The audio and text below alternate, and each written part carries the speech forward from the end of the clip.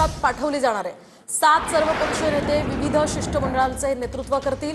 सर्वपक्षीय नेते ऑपरेशन सिंदूर संदर्भात भारताची भूमिका मांडणार आहेत। यामध्ये सुप्रिया सुळे, श्रीकांत शिंदे हे सुद्धा शिष्टमंडळाचं नेतृत्व करतील अशी माहिती आहे। परदेशात भारताचं प्रतिनिधित्व करण्यासाठी 7 खासदारांची नावं जाहीर करण्यात आली आहेत। तर काँग्रेसचे नाव वगळल्यावर सुद्धा शशी थरूर यांच्या खांद्यावर जबाबदारी यामध्ये देण्यात आलेली आहे। काँग्रेस खासदार जयराम रमेश यांनी या संदर्भातलं स्पष्टीकरण दिलंय। तर काँग्रेसनं आनंद शर्मा, गौरव गोगोई, डॉक्टर सय्यद नसीर हुसैन, राजा ब्रार ही 4 नावं सुचवली होती अशी माहिती समोर येते।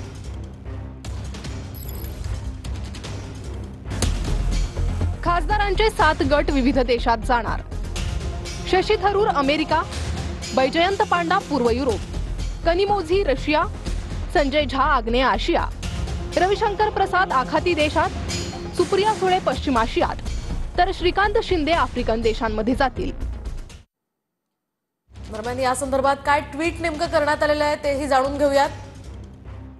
अलीकडच्या घटनांबद्दल आपल्या देशाचा दृष्टिकोन मांडण्यासाठी भारत सरकारनं मला आमंत्रित केल्याबद्दल आनंद आहे असं शशी थरूर आपल्या ट्विटमध्ये म्हणतात।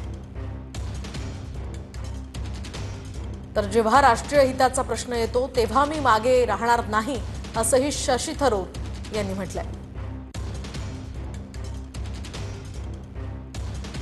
याचा सुप्रिया सुळेंनी सुद्धा या संदर्भात ट्विट केलंय। जागतिक स्तरावर भारताचं प्रतिनिधित्व करणाऱ्या सर्वपक्षीय शिष्टमंडळात सामील होण्याचा मला सन्मान वाटतो।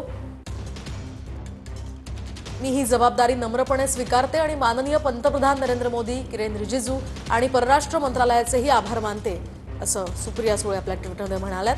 बारामती लोकसभा मतदारसंघातील जनतेनं दिलेल्या सततच्या पाठिंब्याबद्दल मी त्यांचेही मनापासून आभार मानते।